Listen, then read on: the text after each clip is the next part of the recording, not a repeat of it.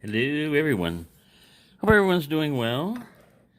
What I have for you today, this is probably just going to be an introductory initial attempt video.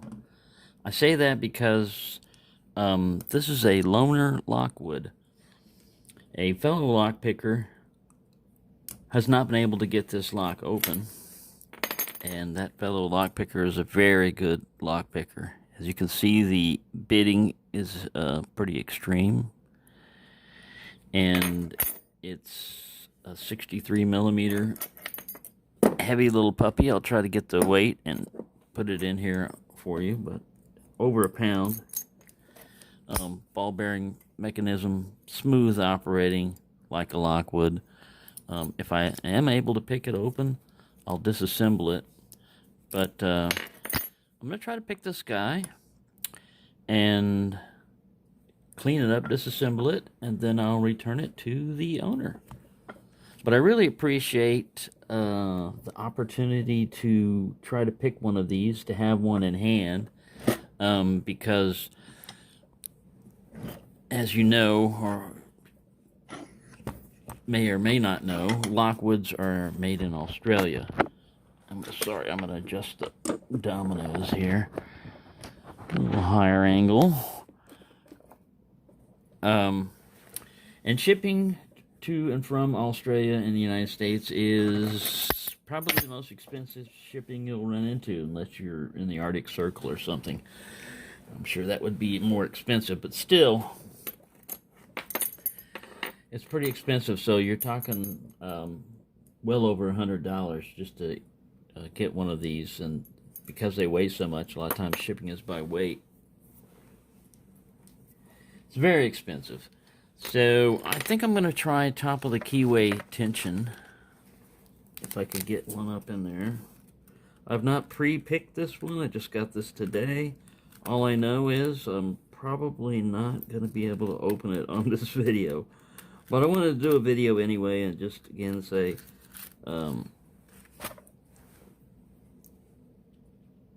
what a great community we have, that we have people like this that will trust you with an expensive lock. Alright, so this guy's all beat up, and I'm going to try mine. Here we go with the initial attempt of this guy.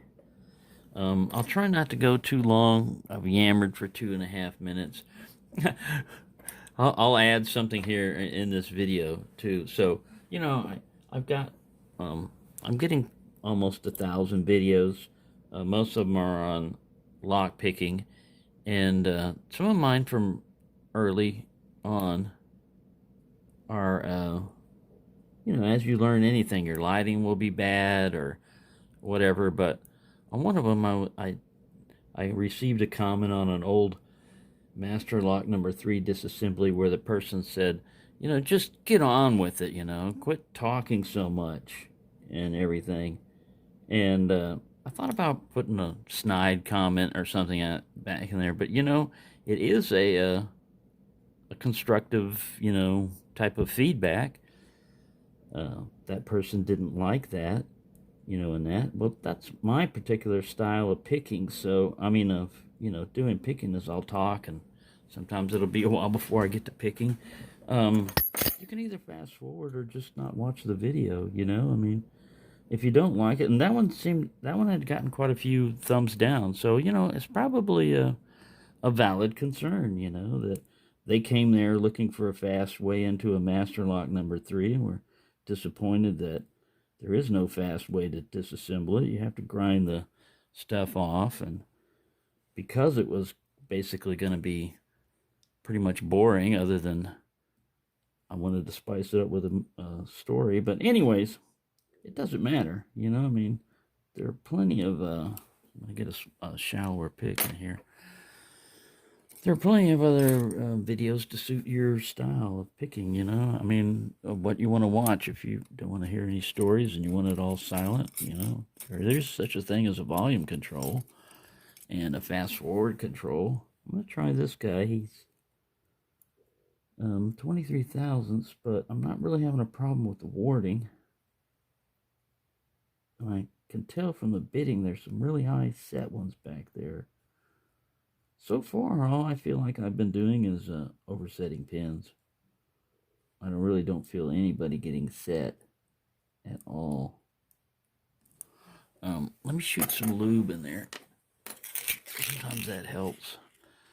Locks have been sitting around and pins feel slightly mushy, just a little bit. All right, let's get back in here. So I was trying this guy. I'm looking for my, I moved my vise around. I've got a little piece of, actually it's a piece of laminate from that Master Lock number 3 video. How ironic that this stuff ties in. But I used a piece of that laminate on the bottom of the vise here, and it helps that unbalanced, off-centered thing. So yeah, like I said, my style of picking is, some people have to be quiet when they pick. Some people need music in the background. I can usually talk and pick, but when it gets really difficult where I'm trying to hear something, I may shut up. All right, you know, I've got like light to medium tension on this wrench, and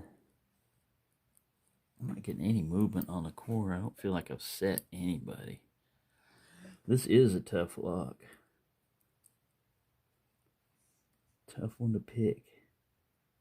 I like the way they did the shackle guard there too. There's no, you know, it's relatively flat. There's no little bump or hump or anything like that in your way. For anyone that's never picked a Lockwood before, they have tapered key pins, and what that does, it allows you to overset the pins easily. It's just like if you've got a round hole right here, let's say that this is the cylinder, and you've got sharp edges. Well, you're gonna feel that transition pretty easily when the pin goes from, let's see, the pin's back here, and this is the driver pin. This is the shear line. You're gonna feel it pretty easily when it transitions, but if the key pin is tapered, it's just going to glide right in there. It's just going to easily overset. You're not going to need very much pressure. You can be off center, not quite lined up, and it's going to want to funnel its way in there because it's just basically a bevel, you know, an angle on a, and beveled things fit into cylinders easier. As a pistol analogy, a lot of people, when they're shooting back in the day, revolver shooting, they would use wad cutter ammo. And wad cutter ammo is just a flat bullet. It has no round nose to it or anything else. It leaves a nice round circle in the paper. And they're loaded pretty lightly, so they're inexpensive to use, usually solid lead bullets.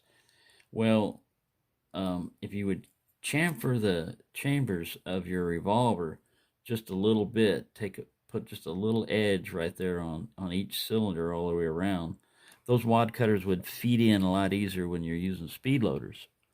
And that's basically the theory behind tapered pins, is it makes them so much easier to overset. Man, I am getting nowhere on this guy. I'm going to push up further on the pins. I'm going to release it. I'm going to push up further on the pins. I'm going to try to apply a little bit harder pressure on this lock.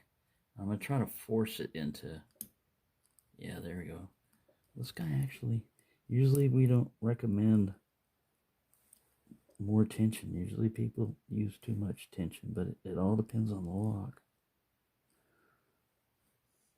I don't know how good this is going to do. Shua L, my buddy in Australia, he's really good at picking Lockwoods. He just sat there and mastered how to get the feel for them. And I think I remember from one of his earlier videos, he was talking, not particularly on, I don't remember if it was this model or not, but he was saying that he used a little bit stronger tension. And he could feel when it was getting into those spools. I don't know if this one's got the spools in it. May or may not. How far have I gone? Man, 10 minutes. So yeah, I don't want to go much further. I'm going to go like another 2 or 3 minutes. Because I do not think I'm going to get this guy open. I think what I'm going to do with it is just some more attempts.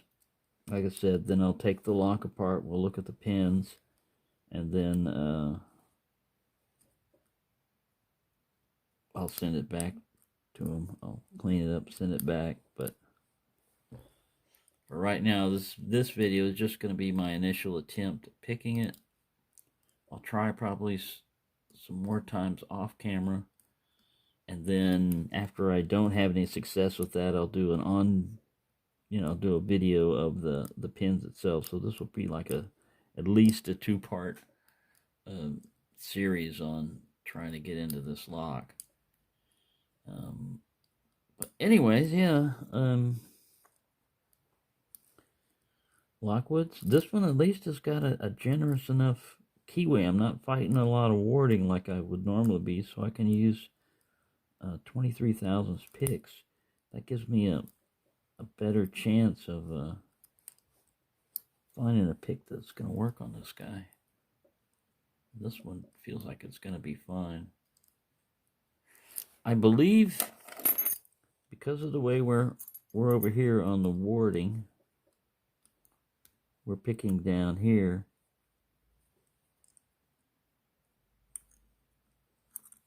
It always helps if you've got a key to figure out how much room you've got to lift your pins. So with me going off this ledge, you want to figure out what ledge you're on. And I'm on this ledge. That means that this pin back here, when I'm rolling up, does not need very much. But this one does. And I've got to get up there and get up to this one and set it without oversetting this one. This guy doesn't look like he's hooked enough. So it's probably going to take a deep hook to set pin 5. Something like that. That's sharply ramped. And you kind of have to, the advantage of also of using the top of the keyway here is you can go down to this bottom of the keyway if you're not using it. Ooh, I can actually use the bottom of the keyway a little bit. And go past everything so that you're not pushing your pick up on pin 4. You're actually getting pin 5 only. I'm going to try this guy.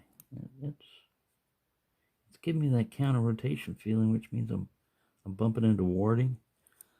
Like I'm just going up like here and hitting this ledge. So that's probably not a good idea. Let me go back to this. Yeah, this is a pretty good spot to operate off of. If I go here and I just kind of like bump and wiggle.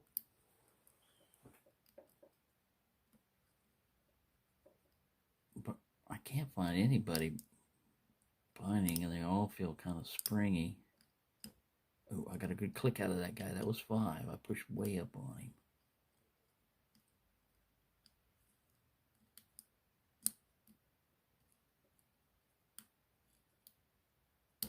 Oh, yes. I'm starting to get stuff now. I'm applying a little bit more pressure on the lock than I would expect from a Lockwood.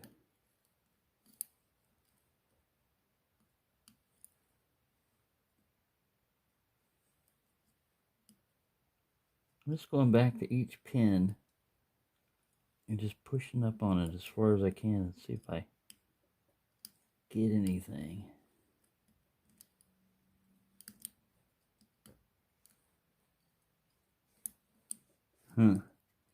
Yeah, this one's going to give me many a sleepless night.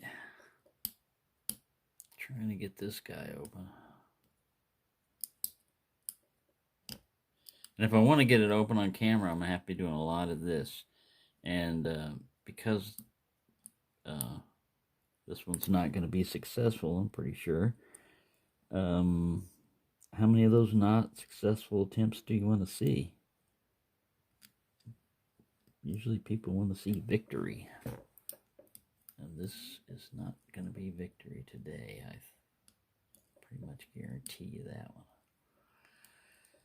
But yeah, for those of you who think about getting locks, and you think, oh, wow, that's a Lockwood, and then you watch a skilled picker pick on it, you may get the impression that they're not worth the money, or they're not as well built or whatever, and it really depends on the skill. Lockpicking lawyer could probably go through this thing and click it open fairly fast, like probably less than 5 minutes. I don't have those kind of skills.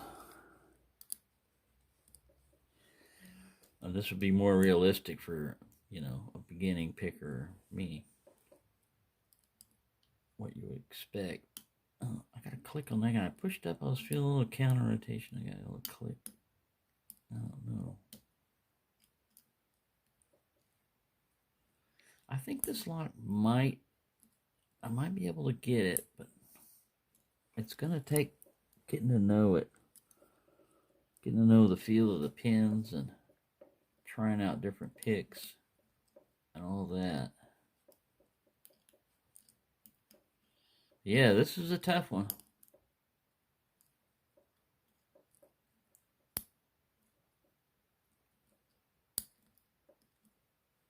No doubt about that.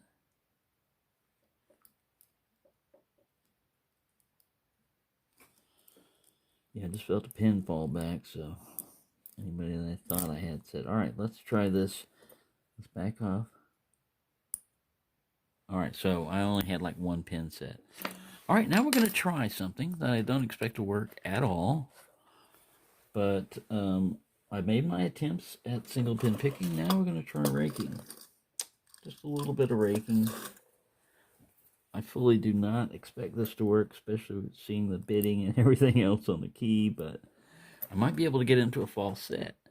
And if you get yourself into a false set, a lot of times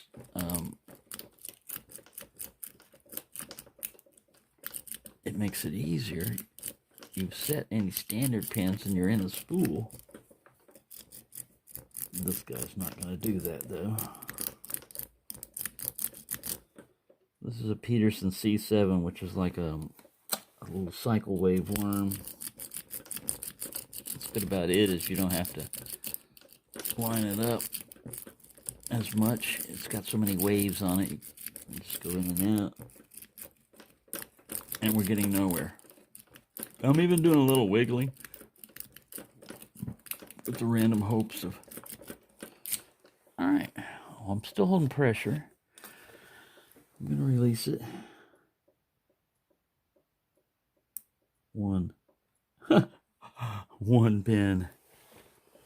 Alright, and we don't know if that pin was set or overset. It was just up there enough that when you release tension, it would fall back down. So, there you go. That's my excessively long initial attempt at this Lockwood 301/63 Asa Abloy. Lives up to its name of being a pain to pick. Let's count. 1, 2, 3, 4, 5. This guy's got to be set up pretty high. A little bit less than this guy. That's the one that's really doing all the gatekeeping, looks like. But if you make it past that, they give you a little bit of room to work underneath there without oversetting him.